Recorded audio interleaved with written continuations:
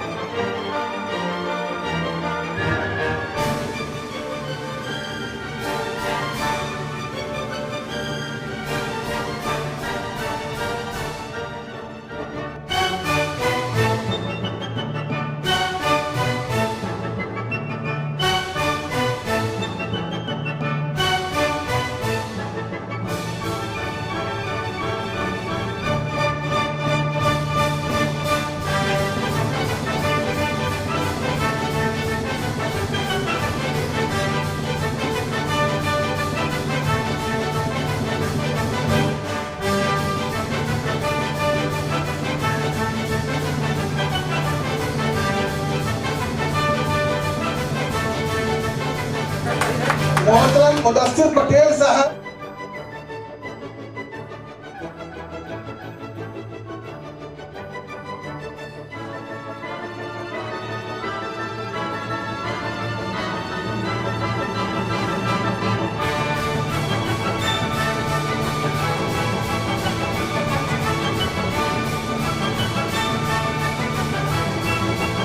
चीता कैंप के नाइब मुहतमीम हैं, वहाँ बच्चे आलिम होते हैं, हाफिज होते हैं, साथ साथ में एसएससी भी होते हैं। इस साल 40 बच्चे इनके यहाँ से एसएससी किया है। जावेद सराफ साहब का वेलकम करते हुए मोहतरम अमीर मिल्लत अमीर पटेल साहब, साथ में मुंबई प्रेसिडेंट प्रोफेसर वर्षा गायकवाड़ साहबा जी। और जो जिम्मेदार फंक्शन ऑर्गेनाइज किया है, बड़े होशियार लोग हैं। वो ये नहीं चाहते थे कि मैं बड़ी लंबी गुफ्तगू करूँ, और सदारत उसको दी जाती है जिसको हाथ पैर बांध के उठाया जाता है, और जब खाने का वक्त है तो आप आके फिर गुफ्तगू करें। एक तो मैं वर्षा ताई के बारे में कुछ दो चार अल्फाज आपके सामने पेश करूँगा। मैंने इनको बहुत करीब से देखा जब वज़ीर तालीम बनी यहाँ, क्योंकि मेरी वाबस्तगी तालीम इदारे से है जो हिंदुस्तान का सबसे बड़ा माइनॉरिटीज़ का इदारा है, जिसने 150 साल मुकम्मल किए। जब आप वज़ीर तालीम बनी, इन्होंने एक कमेटी बनाई, इंटरनेशनल करिकुलम फॉर स्कूल्स, यानी इंटरनेशनल लेवल की पढ़ाई किस तरह स्कूलों में की जाएगी, खास करके वो स्कूल जो म्युनिसिपल स्कूल्स हैं, जिला परिषद के हैं, उर्दू मीडियम स्कूल्स हैं, वर्नाकुलर मीडियम स्कूल्स के लिए। तो इन्होंने कमेटी बनाई। न मैंने कोई सिफारिश की थी, न मुझे इसका इल्म था। एक सरकारी खुतूत मेरे पास आया कि आपको इस कमेटी में चुना गया है मुसलमानों की नुमाइंदगी करने पूरे महाराष्ट्र लेवल। अभी इन्होंने ये इसलिए किया कि इन्होंने रिकॉग्नाइज किया अंजुमन इस्लाम को, एक शख्सियत को नहीं। इनकी दूर अंदेशी देखी है। अक्सर क्या होता है, सियासतदान जब मंत्री बनते हैं, मिनिस्टर बनते हैं, बनने से पहले बहुत बड़ी बड़ी बातें होती हैं और फिर वो भूल जाते हैं। मैं राष्ट्रीय सरकार की बात नहीं कर रहा हूँ, मैं सेक्युलर सरकार की बात कर रहा हूँ। तो इनका जो नजरिया था और इनका जो बर्ताव था, वो देखने के वो जब मैंने खुद महसूस किया तो मुझे लगा कि ये सही मायने में तालीम है, वज़ीर तालीम है, जिन्होंने अक़लियतों के लिए कुछ सोचा और किया। और हमने एक बार उनको बुलाया भी, एक दावत देने गए, तो मैंने बहुत सारे दावतें दी है देश के उस वक्त के प्रधानमंत्री को, अभी प्रधानमंत्री को, मुख्यमंत्रियों को, क्योंकि इदारा इतना बड़ा है, हमारे ताल्लुकात सबसे होते हैं। जिस तरह से ये मेरी बहन ने अंजुमन के जिम्मेदारान का इस्तकबाल किया, अपने एंटी चेम्बर में बिठाया, पहले चाय मंगवाई, बोले नहीं अभी बात नहीं करेंगे, पहले चाय पी लीजिए। अक्सर होता क्या है, जो मिनिस्टर बनते हैं, हमारे अक़लियत के जो लोग बनते हैं, उनका रुबाब देखिए आप, आपको बाहर खड़ा करेंगे 10 मिनट। मैं एक सरकार की बात नहीं कर रहा हूं, सभी सरकारों की बात कर रहा हूं। ये फर्क देखा मैंने कि अक्सर ऐसा होता है, मेरा जो तजुर्बा है, जो हमारे कौम के नहीं, जो मिनिस्टर बनते हैं, उनका रवैया आप देखिए और हमारे लोगों का रवैया देखिए, तो इसलिए कभी कभी शिकस्त खा जाते हैं। तो एक सबक है, आज के दौर में पहली बार इस मुल्क की तारीख में अक़लियत के लोगों ने ये तय किया हमको इस इलेक्शन में क्या करना है। इसलिए तय नहीं किया कि डॉक्टर ज़हीर काजी बोल रहे हैं, इसलिए नहीं कि अमीन पटेल साहब बोल रहे हैं, उन्होंने तय कर रखा था कि हमको किस तरह किसको जिताना है। कभी कभी मुसलमान ये भी सोचता है कि हमारी मजबूरी है, हम दे दो किसको दें, लेकिन ये वक्त ऐसा मुसलमान ने सोचा नहीं। तो जो चुन के आते हैं उनकी जिम्मेदारी और भी बढ़ती है। जिस तरह से आज वर्षा ताई ने जो गुफ्तगू की, उनके हर लफ्ज में, हर शब्द में सच्चाई और ईमानदारी थी।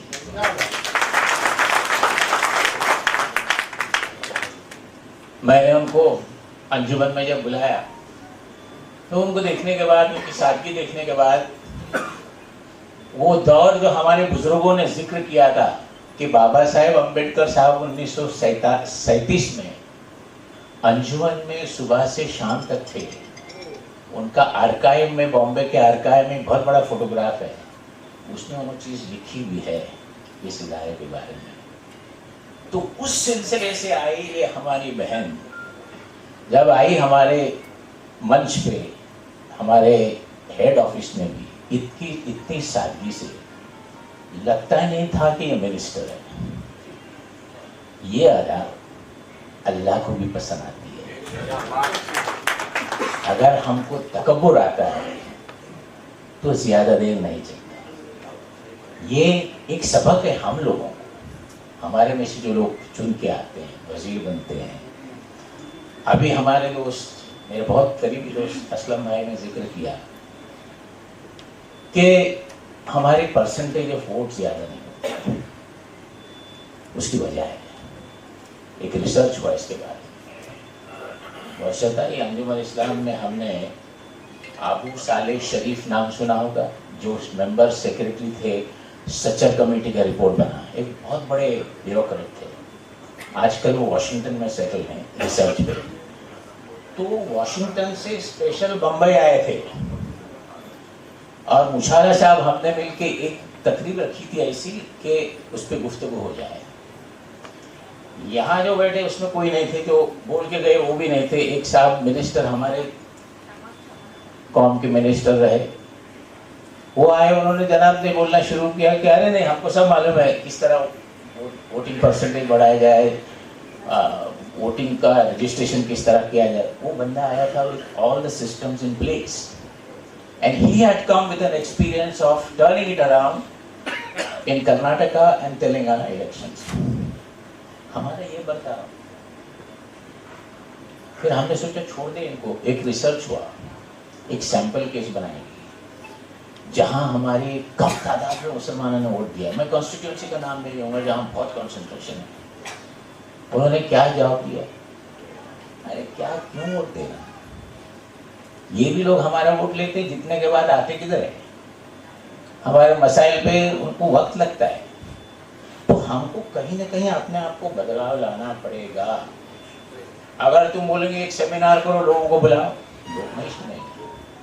और इस बार जिस तरह से इलेक्शन का वोटिंग पैटर्न रहा, इसको अगर कायम रखना होगा आगे चल के, तो सियासतदानों को भी बदलना होगा।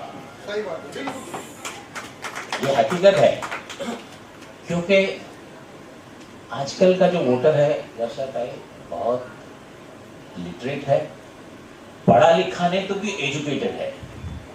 कैसे देना, किसको देना, तो ये जो एडवांटेज जो मिला है उसको कन्वर्ट करना चाहिए इनटू एन अपॉर्चुनिटी। वो आपके हाथ में। मैं सियासतदान नहीं हूं, लेकिन सियासत में दिलचस्पी रखता हूं। अंग्रेजी में कहते हैं कुछ लोगों को politically highly conscious but politically not ambitious.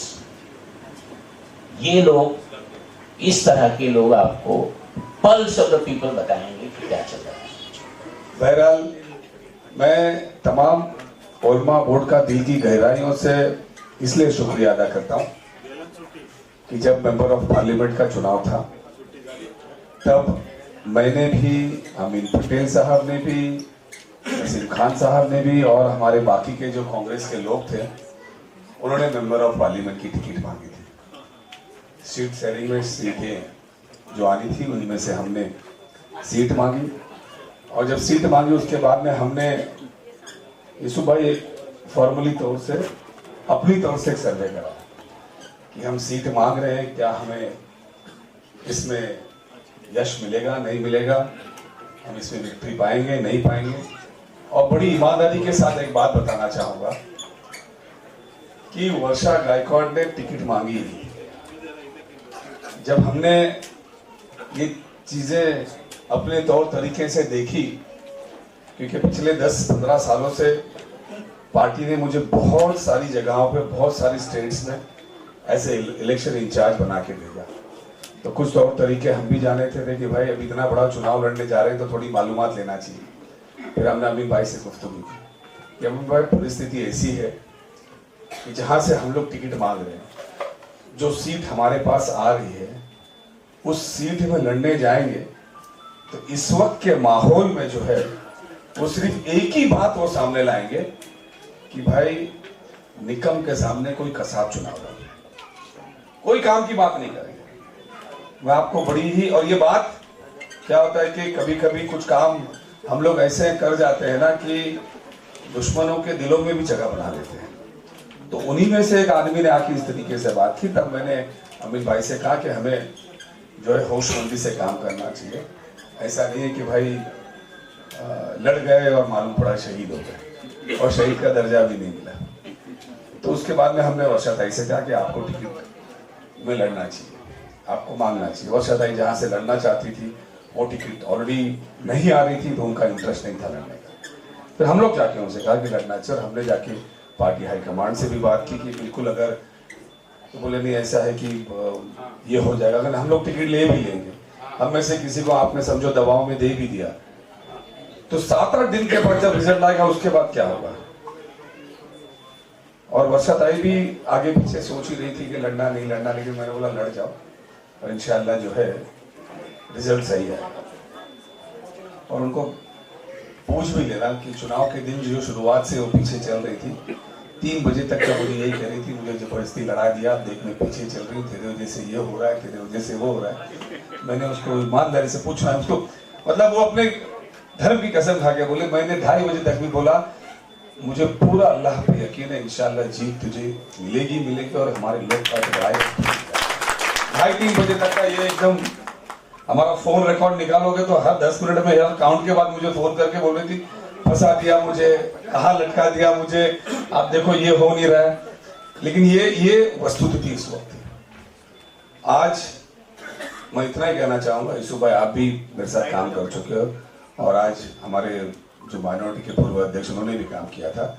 जब भी हमें मौका मिला तो हमने ये कोशिश की कि जहां पे भी कांग्रेस पार्टी के अंदर जहां पे भी, यानी बुनई साहब अगर आप देखें तो महानगर पालिका के टाइम पे जब मैं यहाँ पे खजांची था तब भी अगर आप यीशु भाई देखो और खोल के पन्ने देखोगे तो जहां भी मुसलमान जीतने वाली पोजीशन में थी वहां पे जबरदस्त तरीके से जो है वो कांग्रेस पार्टी ने महानगर पालिका में इतनी टिकट दी कि आज 3 हिस्से में अगर कांग्रेस को नुमाइंदगी को बांटा जाए तो एक हिस्सा जो है हमारे माइनॉरिटीज का दिखाई देगा। और ये मैं ऐसे ही नहीं बोल रहा हूँ, जब भी वक्त मिला तब हमने सबने मिलके, हमने अमीन भाई ने, जितने भी हमारे जो कांग्रेस के लीडर्स थे, सबने मिलके उस टाइम पे उस दिया।